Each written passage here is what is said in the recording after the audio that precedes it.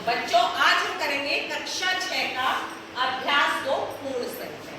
ठीक है, तो अभी तक हमने क्या पढ़ी थी? प्राकृतिक संख्या। कौन सी पढ़ी थी? प्राकृतिक संख्या। प्राकृतिक संख्या। प्राकृतिक संख्याएं क्या थी हमारी? प्राकृतिक संख्याएं हमारी शुरू होती थी 1 2 3 4। ये हमारी प्राकृतिक संख्या है। तो आज हम किसके बारे में बात करेंगे? पूर्ण संख्या। ठीक है, तो पूर्ण संख्याएं क्या होती है? मान लीजिए जैसे हमारे पास, मेरे पास कितने पेन है?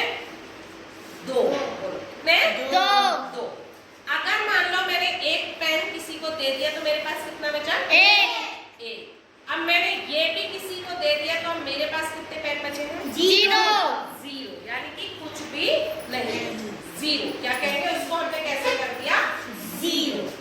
ठीक, अब हमने इसी प्राकृतिक संख्या की जितनी, उनमें हमने क्या कर दिया? 0 को और सम्मिलित कर दिया। ठीक है, यानी कि हमारा सेट क्या हो गया? 0 1 2 3। तो ये हमारी क्या बन गई? पूर्ण संख्याएं। क्या बन गई? पूर्ण संख्याएं। यानी कि प्राकृतिक संख्याएं क्या होंगी हमारी? 1 से शुरू होगी और अनंत तक चलती जाएंगी। इसी तरह से हमारी क्या होंगी? पूर्ण संख्याएं, वो कहां से शुरू होंगी? 0 से। ठीक है, तो हमारी सबसे छोटी पूर्ण संख्या क्या होगी? 0 होगी या 0। ठीक है, यानी कि अब हमारे पास एक पूर्ण संख्याओं का, पूर्ण संख्याएं या इनको इंग्लिश में क्या बोलते हैं? Whole numbers. क्या बोलते हैं ना? होल नंबर्स बोलते हैं। ये कहां से होगा? 0। और पूर्ण संख्याएं सबसे छोटी क्या होती है? 0 होगी। और हर एक पूर्ण संख्या का भी अनुवर्ती होगा और 0 का कोई भी पूर्ववर्ती नहीं होगा। देखिए यहाँ पर एक जो पूर्ण संख्या है उसका पूर्ववर्ती क्या होगा? 0 होगा, लेकिन 0 से पहले उस 0 का कोई भी पूर्ववर्ती नहीं होगा। 0 का केवल अनुवर्ती क्या होगा? अनुवर्ती पूर्ण संख्या क्या होगी? 1 होगी। ठीक है, और हमारी नेचुरल नंबर प्राकृतिक संख्याओं के केस में 1 का कोई भी पूर्ववर्ती नहीं होगा। अगर हम किसकी बात कर रहे हैं? प्राकृतिक संख्या।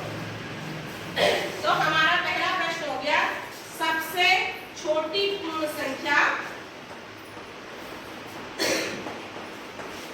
सबसे छोटी पूर्ण संख्या बराबर कितनी होगी? 0। ठीक है, और इसके आगे हम क्या कर सकते हैं? बड़ी से बड़ी संख्या, जैसे हम और इसमें क्या होगी? अलग अलग तरह की संक्रियाएं भी होंगी।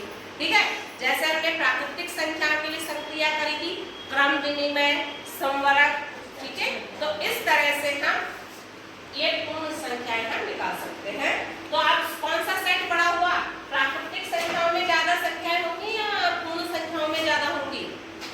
पूर्ण संख्याओं में। पूर्ण संख्याओं का जो हमारा क्या है? सेट है या समुच्चय ये है, ये क्या होगा? बड़ा होगा। इसमें क्या है? प्राकृतिक संख्याएं भी, पूर्ण संख्या को हम क्या कह सकते हैं? 0 प्लस प्राकृतिक संख्याएं। यही तो हो गया, 0 हमने ऐड करा और ये सब क्या है? हमारी प्राकृतिक संख्या है। तो हम ये कह सकते हैं कि सभी प्राकृतिक जो सभी पूर्ण संख्याएं, सभी पूर्ण संख्या प्राकृतिक संख्या है? नहीं, क्योंकि 0 है। 0 क्या है? प्राकृतिक संख्या नहीं है। तो ये सब जितनी भी प्राकृतिक संख्याएं वो सब क्या है? पूर्ण संख्याएं। सभी प्राकृतिक संख्याएं पूर्ण संख्याएं हैं, लेकिन सभी पूर्ण संख्याएं प्राकृतिक संख्या नहीं है, क्योंकि पूर्ण संख्या में 0 भी आता है और 0 क्या है? इस वाले में नहीं। तो इस तरह से हम प्राकृतिक और ये हमारी हो गई पूर्ण संख्या। अब देखो, हमें एक्सरसाइज 2A का पहला सवाल है कि सबसे छोटी पूर्ण संख्या कौन सी है? तो सबसे छोटी पूर्ण संख्या कौन सी होती है? 0। कौन सी होती है? 0। यानी कि हमारा पूर्ण संख्या क्या होती है? पूर्ण संख्या यानी कि अगर हम उन्हें दिखे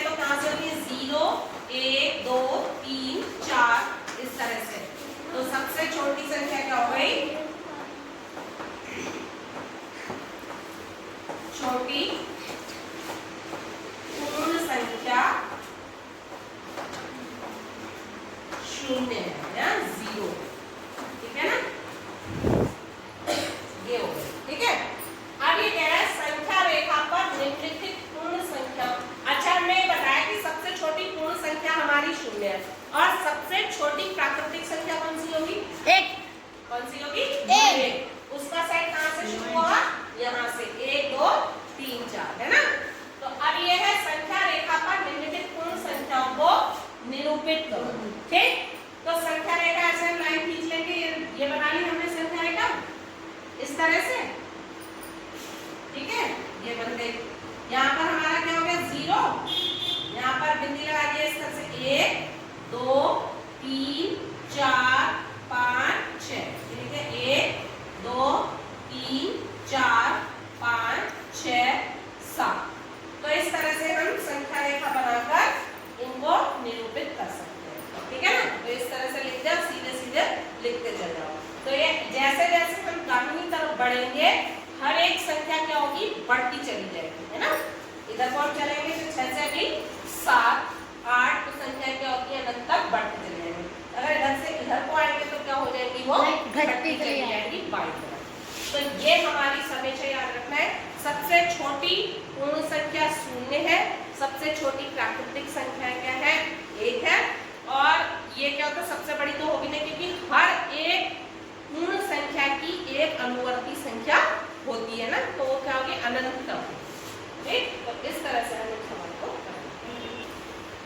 अब हमें सवाल दिया 3 क्रमागत पूर्ण संख्याओं में पहली और तीसरी संख्याओं का योगफल 28 दिया गया है, तो हमें तीनों क्रमांक संख्याएं ज्ञात करेंगे। अगर हम संख्या रेखा ले, अगर पूर्ण की है 0 1 2 3 4 5, इस तरह से हो गई, और ये हो गई 6, ये हमारी संख्या रेखा। तो अगर हमें दिया गया पहली और तीसरी का योग अगर 28 है, तो इन दोनों के योग में से अब दोनों के योग को 2 से भाग कर दें, ठीक है। यानी कि 28 को 2 से भाग कर दें तो कितना आ गया? 14, यानी कि पहली और दूसरी संख्या हमें ही मिल जाएगी। दूसरी संख्या किसके बराबर होगी? दूसरी संख्या बराबर 28/2 बराबर 14, यानी कि पहली संख्या प्लस तीसरी संख्या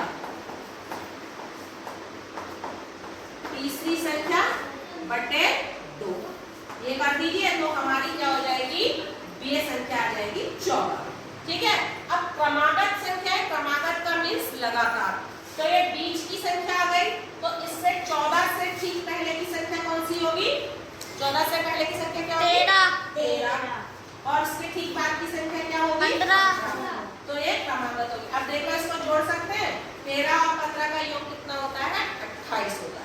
तो अगर इस तरह से संख्या है उनको जोड़ के उनका आधा कर दो। अब देखिए किसी भी संख्या रेखा पर अगर एक इसका और इसका योग देखें, 1 और 3 का जोड़ कितना होता है? 4, 4 का आधा 4.5, 4 का आधा 2, तो कितना हो गया? 2 हो गया, यानी कि आप इसको और इसको जोड़ के देखिए, 2 और 4 6, 6 का आधा 3, ठीक है। तो 2 और उनके बीच की संख्या क्या होती है? हम अगर संख्या रेखा पर भी देखेंगे, अगर 3 क्रमागत संख्या है तो बीच की संख्या क्या होगी? पहली और तीसरी के योग का आधा होगा, ठीक है। जैसे 3 और 1 4, 4 को 2 से आधा कर दो 2, और ऐसे यहाँ पे 4 और 6 4 से 10, 10 को आधा कर दो कितना हो गया? 5। तो ये 3 क्रमागत संख्या है कि इन दोनों के जोड़ से ये आधा निकल। तो इस तरह से हमने इस संख्या को आंसर हम इनका आसानी से निकाल सकते। अगला प्रश्न है, इसमें दिया गया है कि 3 क्रमागत संख्याएं दी गई है, पूर्ण संख्याएं, उसमें मध्य की संख्या दी गई है 39, तो हमें तीनों संख्या ज्ञात करनी। तो तुम्हें एक संख्या इधर की ज्ञात करनी है और एक संख्या इधर की, क्योंकि ये मध्य में है। तो क्रमागत है, तो क्रमागत संख्या है, तो 39 का आप क्या करेंगे? हम एक तो इसका पूर्ववर्ती निकाल देंगे, ठीक है। 39 का पूर्ववर्ती क्या हो जाएगा? 38। पूर्ववर्ती क्या हो गया? 38, और एक निकाल देंगे 39 का अनुवर्ती 40, ठीक है। वो कितना हो जाएगा? 40। तो ये हो जाएगा 38